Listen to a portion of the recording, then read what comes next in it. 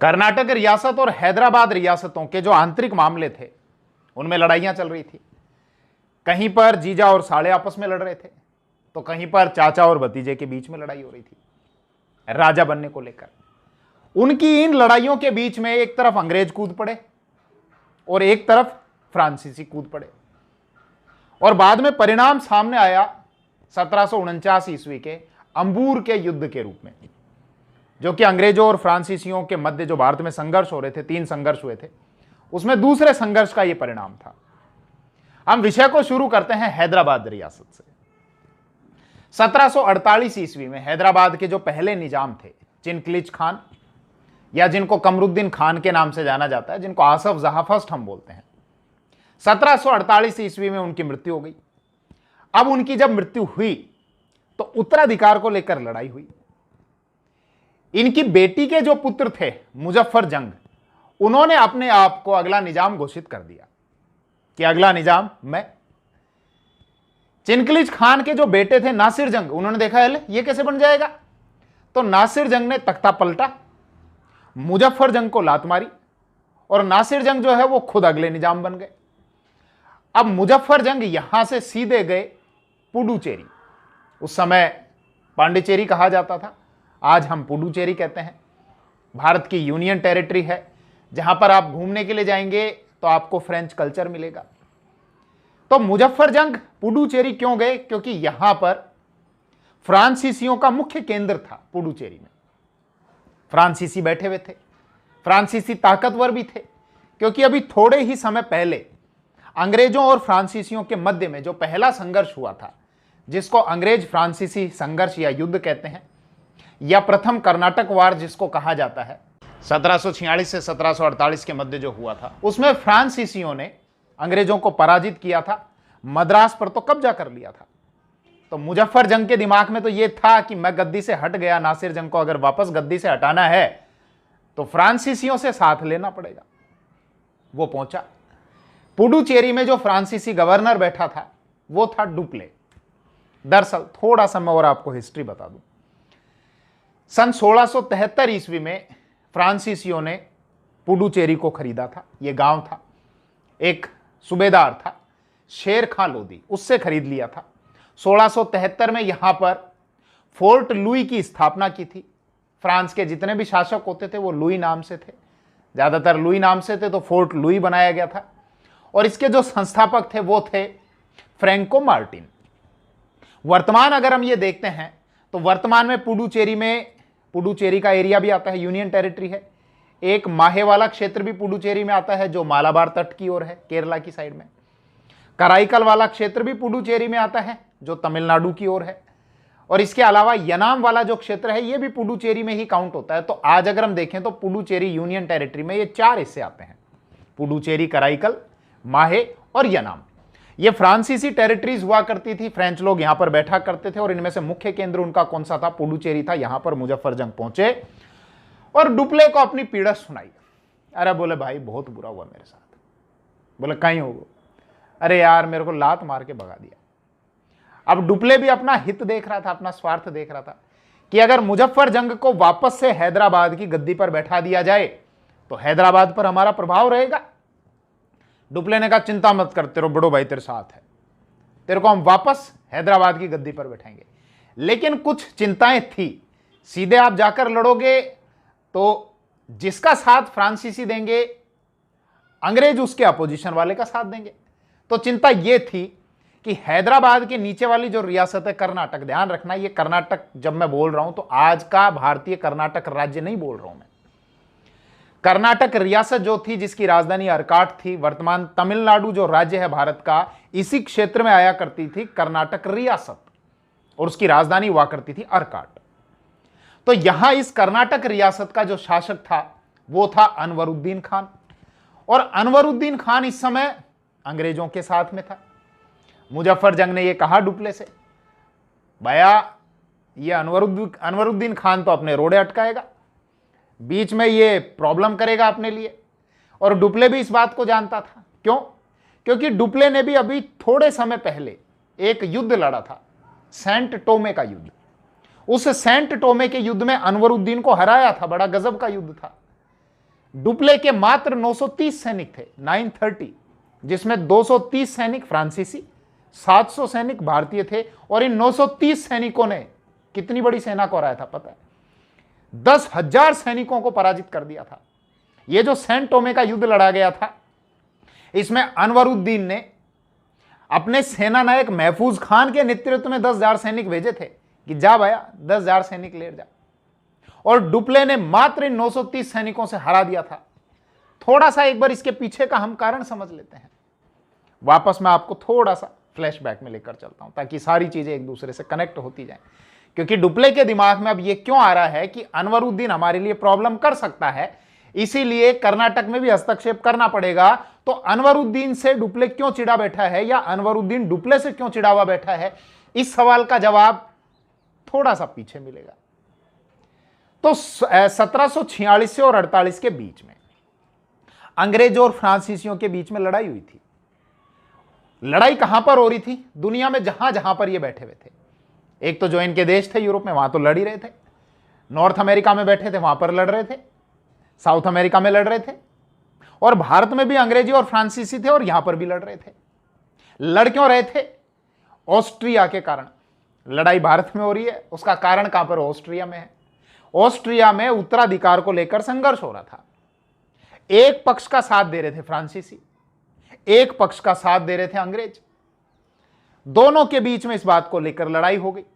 तो 1946 से और 48 का ये जो दौर था, इसको कहा गया प्रथम फ्रांसीसी युद्ध, या भारत के संबंध में देखें तो इसको कहा गया कर्नाटिक वार्स। पहला अंग्रेज फ्रांसीसी युद्ध या पहला कर्नाटक युद्ध इसको कहा गया। अब उस समय जब अंग्रेजों और फ्रांसीसियों में यह संघर्ष चल रहा था, तो मद्रास में जो अंग्रेज अधिकारी था जिसका नाम था बार्नेट, बार्नेट अपने घर के बाहर बैठा हुआ था, इंटरनेट चला रहा था। इंटरनेट नहीं था, मैं वैसे ही आपको कह रहा हूं ताकि याद हो जाए। बाहर बैठा था मतलब बाहर, नेट चला रहा था मतलब नेट, बार्नेट बैठा हुआ। उसने देखा कि सामने से फ्रांसीसियों के कुछ जहाज जा रहे हैं, उसने पकड़ लिए।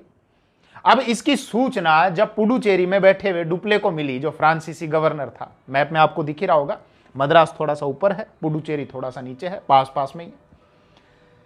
तो डुप्ले को जब इस बात की सूचना मिली कि बार्नेट ने तो अपने जहाज पकड़ लिए, तो डुप्ले लड़ने के लिए तैयार हुआ। इस बार्नेट को सबक सिखाना पड़ेगा। अकेले लड़ने गया नहीं, उसने अपने एक साथी को बुला लिया। वो साथी कहां पर? वो मॉरिशस में बैठा हुआ। मॉरिशस उधर आप जाओगे अफ्रीका से थोड़ा सा आगे की तरफ, तो वहां पर 1721 ईस्वी में फ्रांसीसियों ने उस पर कब्जा कर लिया था। तो मॉरिशस का जो गवर्नर था वो था लाबुर्दने। लाबुर्दने को बुलाया किसने? डुप्ले ने, और कहा ले आजा, फटाफट आजा, इस बार्नेट को सबक सिखाना है। ये गए अपनी सेना इकट्ठी करके, मद्रास पर कब्जा कर लिया। मद्रास के जो अंग्रेज अधिकारी थे उनको पकड़ पकड़ कर इन्होंने पुडुचेरी भेज दिया, अपने जहाज छुड़ा लिए, पैसा भी लिया अच्छा खासा अंग्रेजों से। अब आप सोच रहे होगे कि साहब इतनी लंबी चौड़ी कहानी क्यों बता रहे हो, अनवरुद्दीन वाले मैटर का क्या हुआ? तो यहीं पर लिंक है। जब ये लड़ने के लिए जा रहे थे, फ्रांसीसी और अंग्रेज जब आपस में लड़ रहे थे, तो अनवरुद्दीन ने कहा, अरे मेरा एरिया है, मेरे एरिया में तुम क्यों बदमाशी कर रहे हो, शांति बनाए रखो। तो डुप्ले ने कहा चिंता मत कर, तेरे को हम फोर्ट सेंट जॉर्ज दे देंगे। मद्रास के अंदर जो अंग्रेजों का फोर्ट था उसको फोर्ट सेंट जॉर्ज कहा जाता था। मतलब डुप्ले ने यह कहा था अनवरुद्दीन से कि तेरे को मद्रास दे देंगे। अनवरुद्दीन ने कहा अच्छा ऐसी बात है, लड़ लो फिर, तो मद्रास दे देना मेरे को। लेकिन बाद में डुप्ले ने देने से मना कर दिया। क्यों? क्योंकि डुप्ले और उसका जो साथी था लाबुर्दने, जिसको मॉरिशस से बुलाया था, दोनों में खींचतान चल रही थी। लाबुर्दने तो चाहता था कि वापस अंग्रेजों को दे दो इसको, डुप्ले चाहता था नहीं भैया मैंने वादा किया उसको अनवरुद्दीन को देना है तो अनवरुद्दीन को दे दो। अब इस खींचतान के कारण वो अनवरुद्दीन को नहीं मिल पाया। अनवरुद्दीन इस बात से नाराज हुआ और अनवरुद्दीन ने युद्ध करने के लिए अपने सेना नायक महफूज खान को भेज दिया और 10,000 सैनिक लेके पहुंचा। यहां पर डुप्ले का भी दिमाग खराब हो रहा था और डुप्ले ने मात्र 930 सैनिकों के साथ में सैन टोमे के युद्ध में उस अनवरुद्दीन को पराजित कर दिया। थोड़ा सा मैं और फैक्ट बता दूं, ये जो पहला अंग्रेज फ्रांसीसी संबंध हुआ था ये बाद में 1748 ईस्वी में समाप्त हो गया था, क्योंकि एक संधि हुई थी जर्मनी के शहर में एक्स-ला-शापेल की। उस एक्स-ला-शापेल की संधि के द्वारा जहां जहां अंग्रेज और फ्रांसीसी थे उन्होंने वो संघर्ष विराम की घोषणा कर दी थी। तो भारत में भी वो संघर्ष विराम हो गया और मद्रास वापस से अंग्रेजों को सौंप दिया गया था। खैर हम वापस उस विषय पर आते हैं कि अनवरुद्दीन की और डुप्ले की तो आपसी में लड़ाई हो गई। अनवरुद्दीन जो है वो अंग्रेजों का साथी बन गया। अब दिक्कत यह थी कि अगर मुजफ्फर जंग को वापस से हैदराबाद की गद्दी पर बैठाना है तो इस अनवरुद्दीन का भी कुछ ना कुछ काट निकालना पड़ेगा। मुजफ्फर जंग ने यह कहा कि देख, मेरा एक दोस्त है चांदा साहेब, जो कहां का है, जो कर्नाटक का ही है, जो इसका जीजा है अनवरुद्दीन का। अनवरुद्दीन का जीजा है चांदा साहेब, कर्नाटक के जो पहले वाले नवाब थे, नवाब दोस्त अली, उनके दामाद थे ये चांदा साहेब। तो उनके तो दामाद और अनवरुद्दीन के जीजा, मतलब अनवरुद्दीन क्या लगे, उनके साड़े लग गए। तो मुजफ्फर जंग ने ये कहा डुप्ले से, बोले यार सबसे पहले तो जो चांदा साहेब है ना उनको आज़ाद कराओ। बोले कहाँ से आज़ाद कराएं? मराठों के पास में, मराठों से आज़ाद करा लो। बोले क्या फ़ायदा? बोले वो अपने साथ में आएंगे तो अपन उनको उत्तराधिकारी घोषित करेंगे कि कर्नाटक के जो नवाब हैं वो ये अनवरुद्दीन नहीं है, वो चांदा साहेब है। चांदा साहेब को तो कर्नाटक की गद्दी पर बैठा देंगे, मेरे को हैदराबाद की गद्दी पर बैठा देना, मैं भी तुम्हारा साथ देता रहूंगा, ये भी तुम्हारा साथ देते रहेंगे, बहुत सारी तुमको रियायतें भी मिलती रहेंगी, अंग्रेजों का जो पक्ष है उसको अपन कमजोर कर देंगे। बोले ठीक है। अब अनवरुद्दीन को भी इन सारी बातों का तो पता था। अंग्रेजों ने साथ देना शुरू किया, किसका? अनवरुद्दीन का। और ऊपर हैदराबाद रियासत में किसका साथ देना शुरू किया? नासिर जंग का। तो अब दो पार्टी बन गए, एक पार्टी जिनके साथ में अंग्रेज हैं, अंग्रेज के साथ कौन? अनवरुद्दीन जो अभी कर्नाटक के नवाब हैं, नासिर जंग जो अभी हैदराबाद के निजाम हैं। दूसरी पार्टी फ्रांस, फ्रांस किसका साथ दे रहे हैं? एक तो मुजफ्फर जंग जिनको हैदराबाद से भगा दिया गया है, इसके अलावा चांदा साहेब जो अनवरुद्दीन के जीजा हैं। अब इन दोनों को ये बैठाना चाहते हैं फ्रांसीसी दोनों रियासतों की गद्दी पर।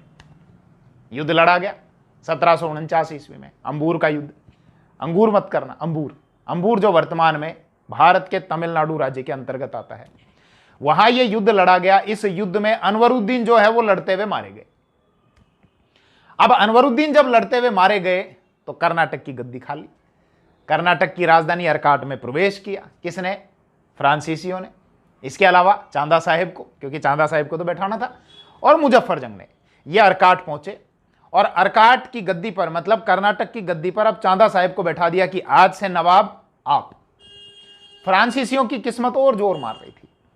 अगले ही साल 1750 ईस्वी में जो नासिर जंग थे, हैदराबाद के जो निजाम थे, उनकी भी मृत्यु हो गई। हैदराबाद के निजाम की मृत्यु होते ही फ्रांसीसियों ने वहां पर किसको बैठा दिया? मुजफ्फर जंग को। अब हैदराबाद रियासत में भी फ्रांसीसियों का दखल, कर्नाटक रियासत में भी फ्रांसीसियों का दखल। साथ ही साथ मुजफ्फर जंग को यह भी चिंता थी, हैदराबाद वाले जो थे, बोले यार कल को कोई चला जाएगा अंग्रेजों के पास में, मेरे को गद्दी से नहीं हटा दे, तो एक काम करो ना, तुम अपनी सेना यहां पर छोड़ दो। डुप्ले से कहा अपनी एक सेना यहां पर छोड़ दो, उसका खर्चा पानी मैं उठा लूंगा। तो ध्यान रखना, इस स्थिति को कहा जाता था सहायक संधि, कि अपनी सेना जो है दूसरे राज्य में पड़ती रहेगी, खर्चा अपने को करना नहीं है, सारा खर्चा वो उठाएंगे। तो मुजफ्फर जंग के वहां पर हैदराबाद में फ्रांसीसियों ने अपनी सेना छोड़ दी और वहां पर जो अधिकारी तैनात किया, सैन्य अधिकारी, वो था बुस्सी। बुस्सी के नेतृत्व में वो सेना छोड़ दी गई। मुजफ्फर ने कहा कि ठीक है, मैं तुमको अब खर्चा पानी दे देता हूं इसका, और कृष्णा नदी के दक्षिण वाला जो भाग था वो मुजफ्फर जंग ने डुप्ले को, मतलब फ्रांसीसियों को दे दिया। अब कर्नाटक में भी क्या हो रहा था? तो कर्नाटक में जहां पर अनवरुद्दीन की मृत्यु हो चुकी थी, कर्नाटक की गद्दी पर चांदा साहिब को बैठा दिया गया था। अनवरुद्दीन के बेटे थे मोहम्मद अली। मोहम्मद अली जैसे तैसे अपनी जान बचाकर और तिरुचिरापल्ली की तरफ भागे। फ्रांसीसी भी उनके पीछे पीछे पीछे पीछे तिरुचिरापल्ली की तरफ भागे कि भैया ये अगर जिंदा रहेगा तो कल को फिर से ये कुछ ना कुछ खेल बिगाड़ता रहेगा, बार बार अंग्रेजों को पकड़ पकड़ कर लाएगा। तो एक काम करो, तिरुचिरापल्ली की तरफ चलते हैं, इसको घेर लेते हैं और वहीं घेर कर इसको मार देते हैं। इस समय अंग्रेजों की ओर से एक व्यक्ति का बड़ा दिमाग चल रहा था, वो व्यक्ति था रॉबर्ट क्लाइव। और रॉबर्ट क्लाइव ने यह कहा कि फ्रांसीसी तिरुचिरापल्ली की तरफ गए हुए हैं, वहां पर जाके तो सीधे लड़ नहीं सकते, फ्रांसीसियों की संख्या अर्काट में कम है इस समय, तो जाके कर्नाटक पर हमला बोल देते हैं। और ध्यान रखना, मात्र 210 सैनिकों के साथ में रॉबर्ट क्लाइव ने, ये उसका दिमाग था, मात्र 210 सैनिकों के साथ में रॉबर्ट क्लाइव ने कर्नाटक की राजधानी अर्काट पर हमला बोला और अर्काट को जीत लिया। अब फ्रांसीसियों को पता चला कि अर्काट तो गया हाथ से, फ्रांसीसी भागे तिरुचिरापल्ली से, तो तिरुचिरापल्ली पर भी अटैक कर दिया गया और तिरुचिरापल्ली पर भी अंग्रेजों का अधिकार हो गया। तो यह आया हुआ कर्नाटक राज्य फिर से फ्रांसीसियों के हाथ से निकल गया। अब हैदराबाद में क्या हो रहा था? तो हैदराबाद में जहां पर मुजफ्फर जंग को गद्दी पर बैठा दिया गया था, 1750 से 51 ईस्वी तक। 1751 में मुजफ्फर जंग की हत्या कर दी गई, आंतरिक राजनीति मतलब वहीं के लोगों के द्वारा हत्या कर दी गई। तो 1751 ईस्वी में ही फ्रांसीसियों ने सलाबत जंग को अगला शासक बना दिया वहां पर। अब खैर ये संघर्ष चलता रहा, अंग्रेजों और फ्रांसीसियों के बीच में संघर्ष चलता रहा, जिसको हम दूसरा आंग्ल फ्रांसीसी या एंग्लो फ्रेंच वॉर जिसको कहते हैं, या कर्नाटक वॉर जिसको कहते हैं। इस संघर्ष की वजह से फ्रांसीसियों को बहुत नुकसान उठाना पड़ा। यह रिपोर्ट वहां पर भी पहुंच रही थी, फ्रांस में भी पहुंच रही थी, क्योंकि ये जो कंपनी थी यहां पर फ्रेंच ईस्ट इंडिया कंपनी, ये कोई निजी कंपनी तो थी नहीं, ये तो सरकारी कंपनी थी। अब सरकारी कंपनी को घाटा हो रहा है तो सीधे राजा को इंटरेस्ट लेना ही पड़ेगा, क्योंकि ये कंपनी बनाई तो उनके द्वारा गई थी। थोड़ा सा फिर फ्लैशबैक में आपको लेकर चलता हूं। 1664 ईस्वी में जो फ्रांस के जो राजा थे लुई 14वें, उनके एक वित्त मंत्री थे, फाइनेंस मिनिस्टर कोलबर्ट के द्वारा 1664 ईस्वी में ये फ्रेंच ईस्ट इंडिया कंपनी बनाई गई थी। प्राइवेट कंपनी नहीं थी, जहां अंग्रेज प्राइवेट है, प्राइवेट काम तेजी से होगा, वहीं पर ये फ्रेंच ईस्ट इंडिया कंपनी जो थी ये सरकारी कंपनी थी। 1664 में बनी थी, मतलब कब अंग्रेज आ गए थे उसके भी कई साल बाद ये कंपनी बनी थी। ये कंपनी आई, इस कंपनी ने शुरू में अंग्रेजों की कॉपी करनी शुरू की। जैसे अंग्रेजों ने सबसे पहले अपनी फैक्ट्री कहां पर डाली थी, सूरत में, तो इन्होंने 1668 ईस्वी में सूरत में अपनी फैक्ट्री डाली थी। दूसरी जो फैक्ट्री डाली थी वो 1669 में मसूलीपट्टनम या मछलीपट्टनम जिसको हम कहते हैं, जो आंध्र प्रदेश में आता है, वहां पर दूसरी फैक्ट्री डाली थी। थोड़ा सा ध्यान रखना, 1668 ईस्वी में सूरत में जो फैक्ट्री डाली थी वहां का जो संस्थापक था वो था फ्रैंको कैरो। तो 1668 में सूरत में हो गए, 1669 ईस्वी में ये मसूलीपट्टनम में हो गए। फिर पुडुचेरी में कैसे आए ये तो मैंने आपको अभी बता ही दिया था वीडियो में स्टार्टिंग में, कि 1673 ईस्वी में सूबेदार शेर खान लोधी से इन्होंने पुडुचेरी खरीदा था, और वहीं पर इनका मुख्य केंद्र हुआ करता था पुडुचेरी में। और ये हम जानते हैं कि जब भारत स्वतंत्र हो गया था उसके बाद में सन 1954 ईस्वी तक यहां पर फ्रांसीसी थे, और 1954 ईस्वी में ये पुडुचेरी का क्षेत्र फ्रांसीसी भारत को सौंपकर फिर यहां से गए थे, तो ये भी इनके अधिकार में था। इसके अलावा 1674 ईस्वी में बंगाल में जो चंद्रनगर वाला जो एरिया है वो भी इन्होंने खरीदा था वहां के सूबेदार शाहिस्ता खां से। तो ये इतने सारे क्षेत्र इनके अधिकार में हो गए थे। खैर वापस हम विषय पर आते हैं। हमारा विषय चल रहा था कि ये सरकारी कंपनी थी, नुकसान इसको हो रहा था। नुकसान हुआ तो वहां के राजा ने डुप्ले को वापस बुला लिया, बोले डुप्ले तू वापस आ जा भैया, तेरे कारण बहुत नुकसान हो रहा है। और डुप्ले की बजाय गोडे हू को अगला गवर्नर बनाकर भेजा गया। भारत में जो अगला फ्रांसीसी गवर्नर था गोडे हू था। गोडे हू आया, बोले रे यार क्या तय लड़ो, ये लो संधि पे साइन कर लेते हैं।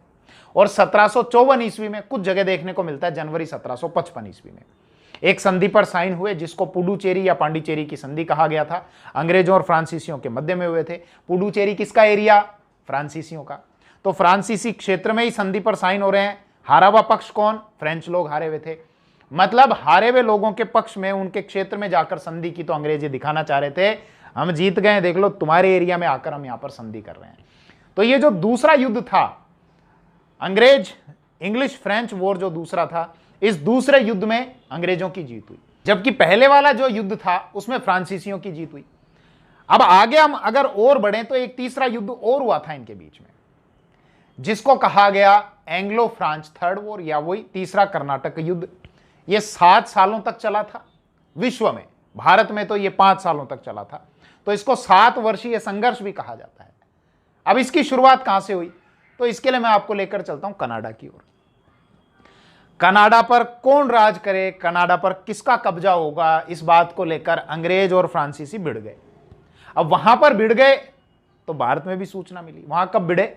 1756 से और 63 ईस्वी तक, तो 7 साल हो गए। तो 7 साल तक ये संघर्ष चला, इसीलिए इसको सप्तवर्षीय संघर्ष कहा गया। वहां पर भिड़ गए तो भारत में भी इन्होंने बोले यार वहां लड़ाई हो रही है तो यहां पर भी लड़ाई करो, देव एक दूसरे के। तो यहां पर चला 1758 से और 1763 ईस्वी तक। यह तीसरा संघर्ष था इनके मध्य में, और इस तीसरे संघर्ष में अंग्रेजों ने निर्णायक रूप से फ्रांसीसियों को हरा दिया था। 1760 में एक युद्ध हुआ था, वांडीवोस का युद्ध।